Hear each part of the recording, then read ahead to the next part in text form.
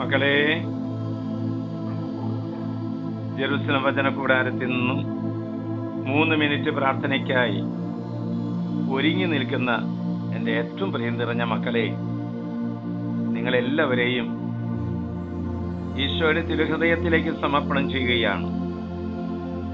ഒത്തിരി പ്രതീക്ഷയോട് കൂടിയിട്ടാണ് നമ്മൾ ഈ പ്രയർ ലൈനിൽ പങ്കെടുത്തുകൊണ്ടിരിക്കുന്നത്.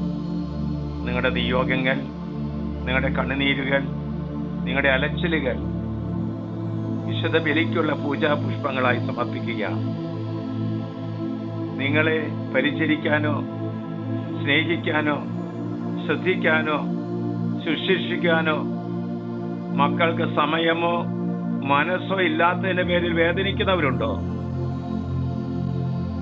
ഒരാളും ശാന്തതയോടെ സംസാരിക്കാതെ അതിനുള്ള മനസ്സ് പോലും കാണിക്കാത്ത മക്കൾ, മരുമക്കൾ, പേരക്കുട്ടികൾ നിങ്ങളുടെ ജീവിതത്തിലുണ്ടോ? ഇതാ കർത്താവ് വചനം തരുന്നു. 56 സങ്കീർത്തനം 8 വാക്യം.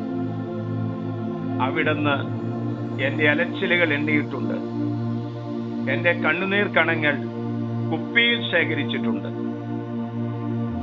മകളെ, അവസാന കാലമായപ്പോൾ ഒറ്റപ്പെട്ടു പോയി എന്ന് തോന്നുന്നവർ ആരെങ്കിലും ഇതിൽ പങ്കെടുക്കുന്നുണ്ടോ? എല്ലാ മക്കൾക്ക് എഴുതി കൊടുത്തിട്ട് ആരും നോക്കാതിരിക്കുന്ന അവസ്ഥയിൽ അകപ്പെട്ടവരുണ്ടോ?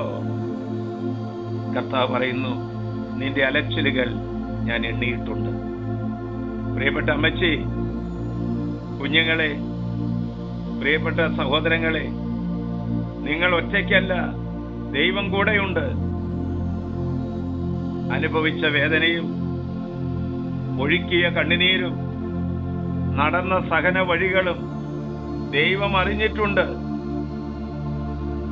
OET, IELTS, MBBS, BDS ഇത് പഠിക്കുന്നതിൽ നിങ്ങൾ അലഞ്ഞു നടക്കുന്നുണ്ടോ? ഉപരി പഠനത്തിനോ ഉപരി ജോലിക്കോ വേണ്ടി നീ കരയുന്നുണ്ടോ? മുന്നോട്ട് പോകാൻ വഴിയെല്ലാം അടഞ്ഞതുപോലെയായോ? ഭർത്താവിന് ജോലിയില്ല, മക്കൾക്ക് പഠിക്കാൻ പറ്റുന്നില്ല, എവിടെയും ദുഃഖവും കരച്ചിലും മാത്രമാണോ?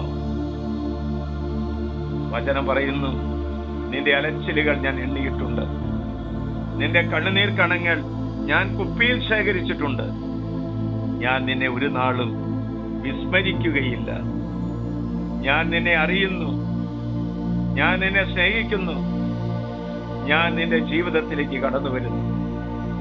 മകളെ, അലച്ചിലുകൾ എണ്ണുന്ന ദൈവം, കണ്ണുനീർ തുടയ്ക്കുന്ന ദൈവം, ആശ്വാസപ്രദമായ രാത്രി, പ്രതീക്ഷാ നിർഭരമായ പ്രഭാതം, സൽപ്രവർത്തികൾ നിറഞ്ഞ ദിവസം നൽകി ഇന്നത്തെ ശുശ്രൂഷ സംബന്ധിച്ച സർവരെയും, എല്ലാ സഹനപ്പുക്കളെയും അത് ഷെയർ ചെയ്യുന്നവരെയും അനുഗ്രഹിക്കട്ടെ. നമ്മുടെ കർത്താവ് ഈശോ മിശിഹായുടെ കൃപയും പിതാവായ ദൈവത്തിന്റെ സ്നേഹവും പരിശുദ്ധാത്മന്റെ സഹവാസവും നാം എല്ലാവരോടും നമ്മുടെ പ്രാർത്ഥന നിയോഗങ്ങളോടും കൂടി ഉണ്ടായിരിക്കട്ടെ, ഇപ്പോഴും എപ്പോഴും എന്നേക്കും.